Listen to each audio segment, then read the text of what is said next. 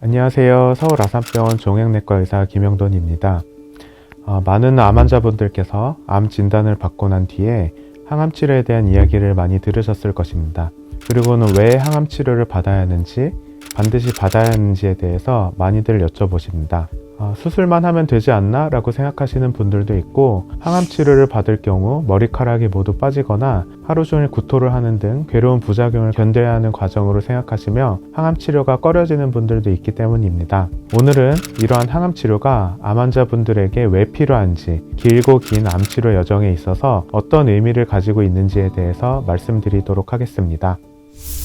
네, 항암 치료는 말 그대로 항암, 우리 몸에 생긴 암세포를 죽이거나 암세포의 성장을 억제하는 치료법입니다. 항암 치료에는 다양한 치료 방법들이 있는데요. 세포 독성 항암제, 표적 항암제, 면역 항암제 등이 있습니다. 이런 치료 방법을 결정하기 위해서는 환자분들께 충분히 설명을 드리고 여러 가지 환자분들의 상태와 사정을 고려해서 최적의 치료를 제공하게 됩니다. 그래서 결국에는 환자분들의 생명을 연장시키고 삶의 질을 높이는 것이 가장 최우선적인 항암 치료의 목표가 되겠습니다.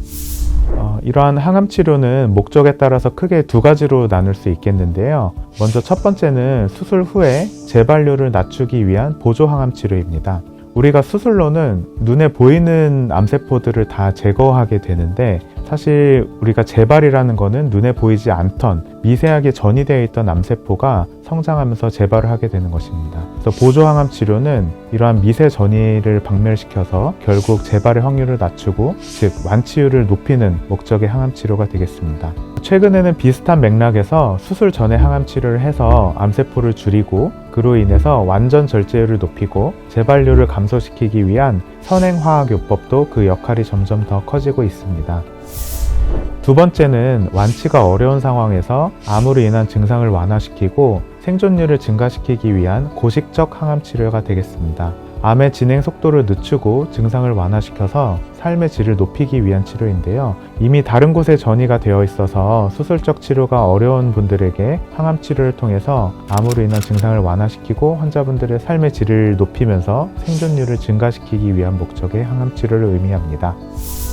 모든 항암 치료는 암의 종류와 진행 정도, 환자분들의 나이, 전반적인 건강 상태 등을 종합적으로 고려해서 결정이 되게 됩니다. 그래서 환자분들과 이런 상태에 대해서 충분히 논의를 한 후에 최종 치료 방침을 결정하게 되고요. 하지만 이런 항암 치료를 받기를 거부하시고 꺼려하시는 분들을 종종 볼 수가 있습니다. 그 이유는 여러 가지가 있겠지만 가장 대표적인 이유는 항암 치료의 부작용이 심해서일 것입니다. 항암 치료의 과정이 너무 괴롭고 힘든 과정이라고 알고 계시기에 그렇게까지 부작용으로 고통받으면서 살고 싶지 않다고 하시는 거죠. 하지만 꼭 그렇지가 않습니다. 최근에는 효과가 좋으면서 부작용을 줄인 새로운 항암 약제들이 많이 개발이 되었고, 항암 치료 부작용에 대한 보조 약제들을 통해서 충분히 부작용을 조절하면서 효과적인 항암 치료를 진행할 수 있기 때문입니다.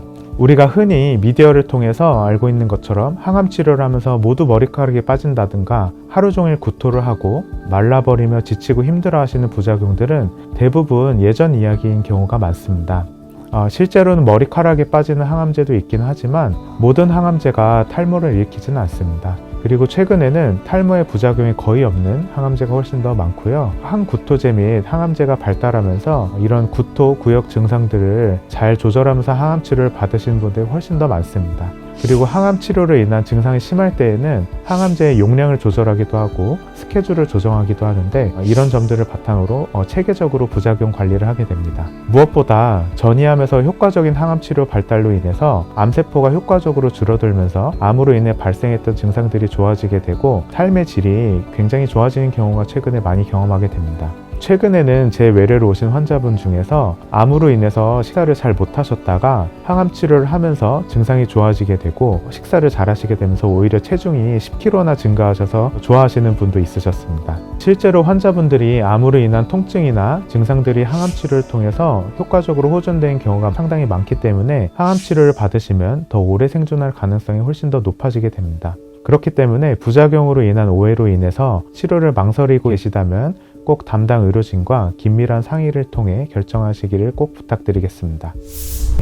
종종 환자분들께서 항암 치료는 꼭 크고 좋은 병원을 찾아서 받아야 하는지를 많이 여쭤보십니다. 항암 치료의 방법은 암종별로 표준 치료가 정해져 있기 때문에 기관별로 크게 다르지는 않습니다. 하지만 다양한 임상시험이나 신약에 대한 접근성은 대형 병원이 더 좋을 수도 있습니다. 경우에 따라서 연고지에서 항암 치료를 받는 것이 환자분들을 위해서 더 편한 경우도 있겠고, 대형 병원에서 추가적으로 도움을 받는 경우가 있을 수가 있기 때문에 담당 의료진들과 이런 부분에 대해서 잘 논의한 후에 항암 치료를 어디에서 받으실지를 결정하시는 것이 좋겠습니다.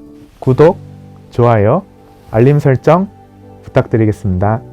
종종 항암 치료의 과정이 너무 힘들다고 치료를 그만두시는 분들도 있고, 아예 처음부터 항암 치료를 받지 않으시는 분들도 있습니다. 하지만 항암 치료를 그만두시고 암으로 인한 통증과 증상이 악화되어서 후회하시면서 다시 찾아오시는 경우가 있습니다. 암 환자분들에 있어서는 항암 치료는 삶의 질을 더 높일 수 있는 좋은 방법이고, 그로 인해 생존율 또한 좋아질 수 있다는 점을 다시 한 번 더 강조하고 싶습니다. 최근에는 여러 가지 좋은 약제들이 많아졌고, 그보다 더 좋은 치료 방법들을 찾기 위해서 의료진들이 밤낮으로 노력하고 있습니다. 그만큼 앞으로도 여러 가지 새로운 좋은 기회들이 환자분들께 많이 제공될 것으로 예상이 되는데요. 그래서 환자분들이 암 치료를 받으시면서 느끼시는 불안함과 고통을 제가 다 헤아릴 수는 없겠지만, 최대한 환자분들의 입장에서 생각하고 최적의 치료법을 제시할 수 있도록 최선을 다해서 노력하겠습니다. 길고 긴 싸움에 힘이 될 수 있는 의사가 되도록 노력하겠습니다. 제 이야기를 들어주셔서 감사합니다.